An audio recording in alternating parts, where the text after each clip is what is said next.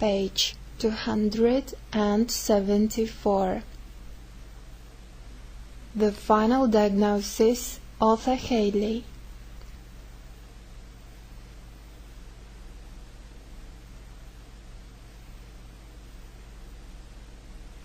An exchange transfusion, as perhaps you know. O'Donnell glanced towards the student nurses.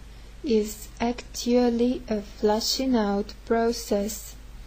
First we remove some blood from the child, then replace it with an equivalent amount of donor blood. After that we do the same thing again, and keep doing it until most of the original unhealthy blood is gone. The assisting nurse was inverting a pint bottle of blood on a stand above the table.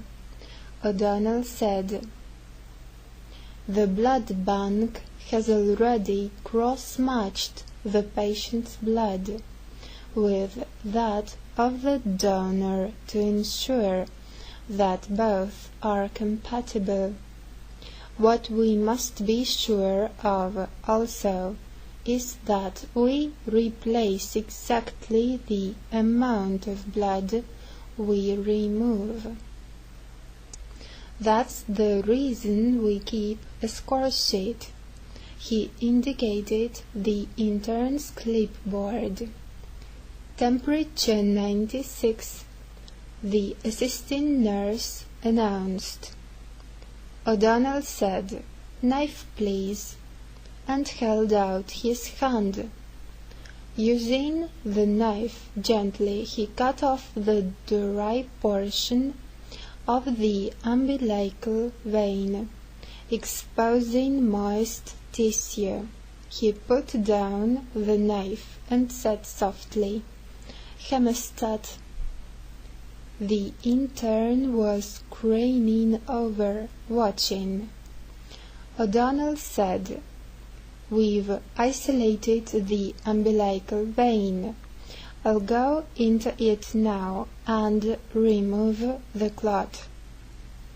He held out his hand and the nurse passed forceps. The blood clot was minuscule, scarcely visible, and he drew it out painstakingly and gently. Handling a child so small was like working with a tiny doll.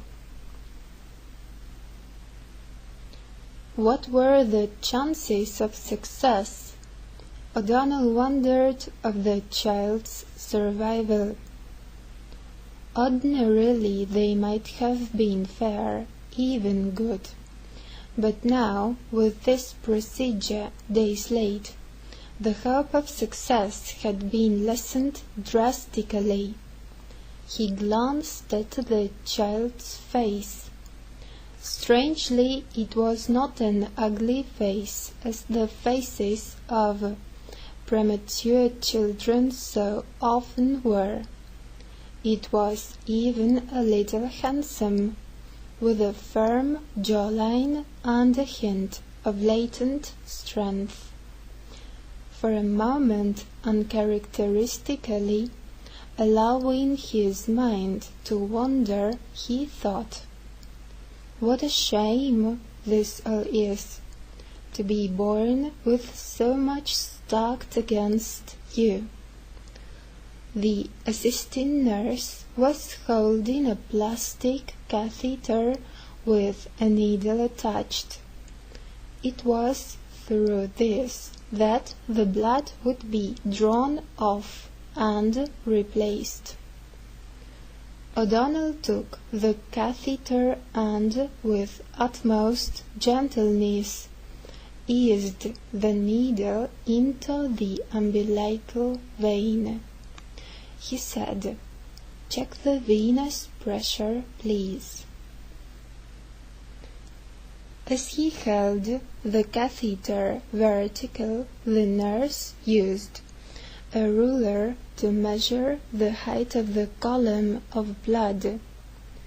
She announced 60 millimeters. The intern wrote it down. A second plastic tube led to the bottle of blood above them. A third ran to one of the two Monel-metal basins at the foot of the table. Bringing the three tubes together, O'Donnell connected them to a 20 milliliter syringe with a three-way stopcock at one end. He turned one of the stopcocks through 90 degrees. Now, he said, we'll begin with drawing blood. His fingers sensitive, he eased the plunger of the syringe towards him gently. This was always a critical moment. His fingers sensitive, he eased the plunger of the syringe towards him gently. This was always a critical moment in an exchange transfusion. If the blood failed to flow freely, it would be necessary to remove the catheter and begin the early preparation all over again. Behind him, O'Donnell was conscious of Dornberger leaning forward.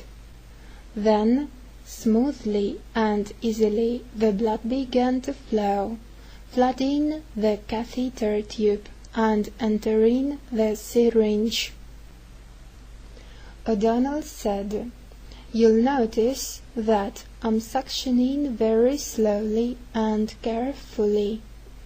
We'll also remove very little at any one time, in this case, because of the smallness of the infant.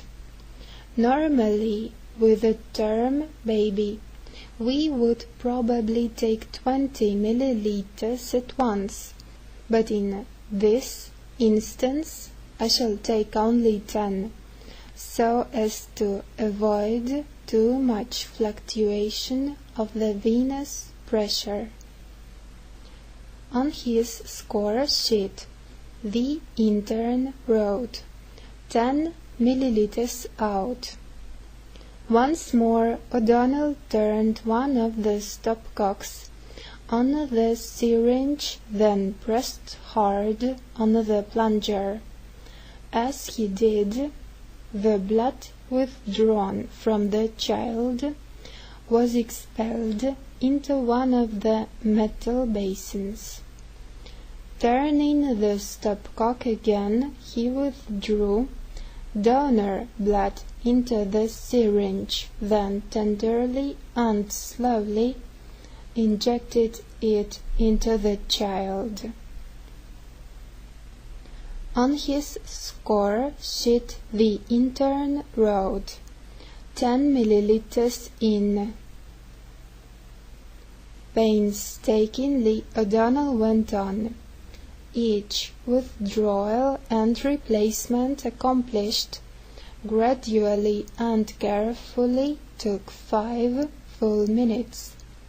There was a temptation to hurry, particularly in a critical case like this, but O'Donnell was conscious that speed was something to be shunned.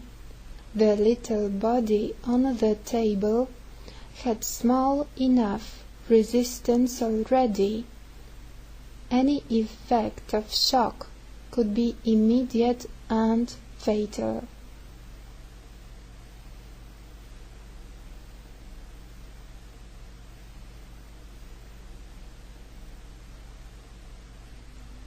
Артура Хейли, The Final Diagnosis.